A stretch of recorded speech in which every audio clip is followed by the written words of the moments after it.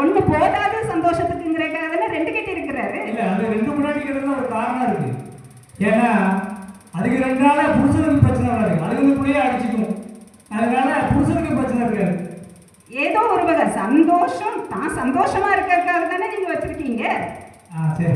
இப்போ திருமணம் யாரோ ஒருத்தங்க பிடிச்சிட்டா உடனே நீங்க அப்படியே மணந்தால் மகாதேவி இல்லையேல் மரணதேவி அப்படின்னு ஒருத்தங்களை பிடிச்சு வச்சிருவீங்க.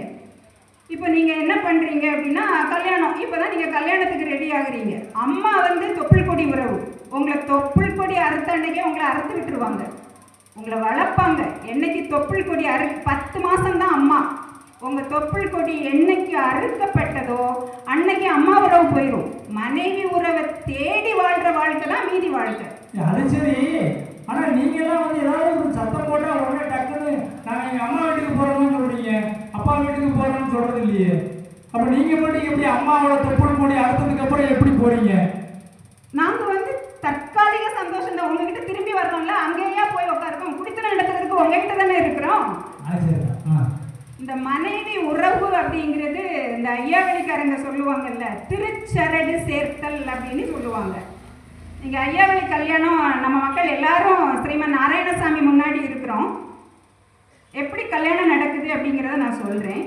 மாப்பிள்ளையும் பெண்ணையும் வருவித்து பந்தலிலே பரம ரகசியமாய் பலகை தனிலே இருத்தி அரகரா என்று அம்மை உமைதான் இணைந்து சிவ சிவா என்று திருச்சரடு சேர்த்தனரே.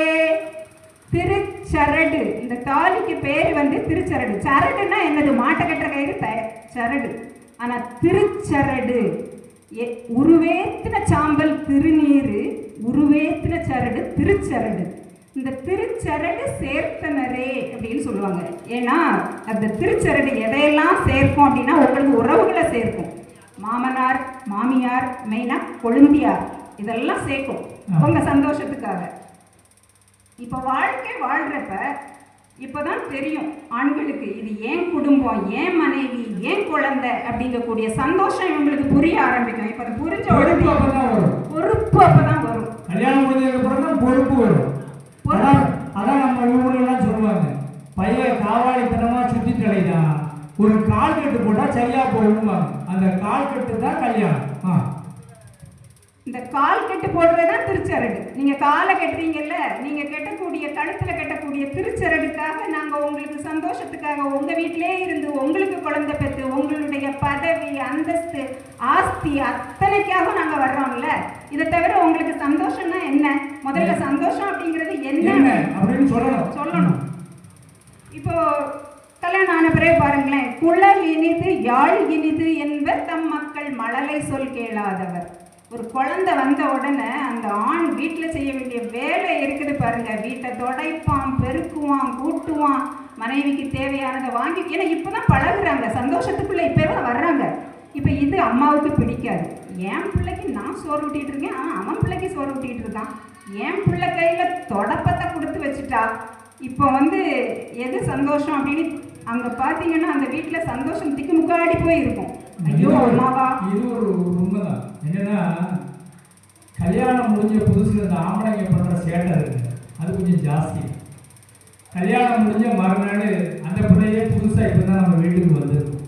அது போய் நான் ஏதாவது காப்பி கீப்பி போடணுமான்னு அது போய் கிச்சனில் போய் புதுசாக வந்தனால அத்தைகிட்ட கேட்கும். அந்த அம்மா சொல்லுவோம், இன்னைக்கு தான் நேரத்தனமாக கல்யாணம் பண்ணி வந்திருக்கேன், நீ ஒன்றும் செய்ய வேண்டாம், நான் பார்த்துக்கிறேன் தாய், நீ போகும்.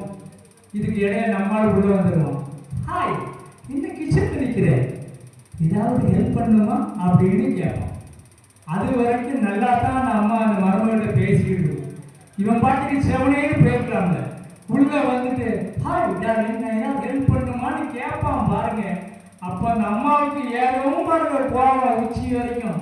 ஏண்டா 25 வருஷமா நான் உனக்கு காலையில எழுந்திரிச்சு எல்லாத்தையும் ஆக்கி போட்டுக்கிட்டு இருக்கேன், என்னைக்காவது அம்மா உனக்கு ஏதாவது உதவி பண்ணுமான்னு கேட்டிருக்கியாடா அப்படின்னு ஆரம்பிக்கும். இந்த சண்டையை துவங்கி வைக்கிறது யாரு? நீங்களா அப்படின்னு அவங்க சொல்றாங்க. அதான் ஏன்னா மனைவியே கொஞ்சிறதுக்கு அம்மா கிட்ட போனா எந்த அம்மாவுக்கும் பிடிக்காது. இப்போ உங்க சந்தோஷத்துக்கு தடை போடுறது யாரு? உங்க சந்தோஷம் எங்க அடைபடுதுங்கிறத நீங்க சொல்லுங்க. அடுத்து பாருங்க, இப்போ கல்யாணம் ஆனவள்னா அப்பா, அப்பன் என்ற பதவி அது பெண்கள் செய்யும் உதவி. உங்களை ஒரே ஒருத்தங்க தான் அப்பான்னு கூப்பிட முடியும், அது உங்க குழந்தை மட்டும்தான். அம்மா என்று அழைக்காத உயிர் இல்லையே, எல்லா உயிரும் அம்மா கூப்பிடும். நாய், நரி, பூனை, கழுதை, குரங்கு எல்லாரும் அம்மானு தான் கூப்பிடுவாங்க. நான் அப்பான்னு கூப்பிடுறது உங்க குழந்தை மட்டும்தான். அப்பா என்று உணரலாம். அப்படி நீங்க வேற யாரையாவது அப்பா அப்படின்னு உணர்ந்தீங்கன்னா அது இந்த மண்டை மேல கொண்டை வச்சுக்கிட்டு ஒரு ஆள் எதையுமே பிளான் பண்ணி செய்யணும் அப்படின்னு வரல, அவர் செய்யற காமெடி மாதிரி தான் இருக்கும். இப்போ அந்த ஆண் குழந்தைக்காக உழைப்பாங்க, முன்னேற்றம், பொருளாதாரம், அந்தஸ்து அத்தனைக்கும் பாடுபடுவாங்க, சந்தோஷமா பாடுபடுவாங்க. இதுல உங்களுக்கு வேலைக்கு செல்லக்கூடிய மனைவியா இருந்தா பாருங்களேன், டபுள் சந்தோஷம். இதுல நான் மகிழ்ச்சி அப்படிங்கிறதுக்கு இப்போ ஒரு டெஃபினிஷன் சொல்றேன். எதையெல்லாம் செய்ய விரும்புகிறோமோ அது மகிழ்ச்சி, எதையெல்லாம் செய்ய விரும்பவில்லையோ அதையெல்லாம் செய்கிறோமோ அதுதான் பெண். ஒரு பெண் வேலைக்கு போறாங்க அப்படின்னா கணவன் மட்டும்தான் அவங்களுக்கு சொந்தம், அவளுடைய வருமானம் அத்தனையும் கணவன் வீட்டுக்கு. ஆனா கணவன் அவனுடைய வருமானத்தை பங்கு போடுறதுக்கு அம்மா, அப்பா, அக்கா, அண்ணன், குழந்தை 1000 பேர் இருப்பாங்க. இப்போ அந்த மனைவி நான் கொஞ்சமா எங்க அம்மா கஷ்டப்படுறாங்க, இந்த மாச சேலரியை எங்க அம்மாவுக்கு கொடுக்குறேன் அப்படின்னு சொன்னா அந்த வீட்டில் அந்த மனைவி சந்தோஷமா இருக்க முடியாது, புருஷன் தான் சந்தோஷமா இருக்க முடியும். இதுதான் எல்லா வீட்லயும் நடக்குது. இப்போ மகிழ்ச்சி ஒரு பெண் நினைச்சாதான், ஒரு பெண் மூலமா தான் ஒரு ஆணுக்கு கிடைக்குது அப்படிங்கிறது நமக்கு எல்லாருக்குமே இது தெரியும். ஏன்னா வேலைக்கு போற எல்லா பெண்களும் இதை உணர்ந்தவங்க தான்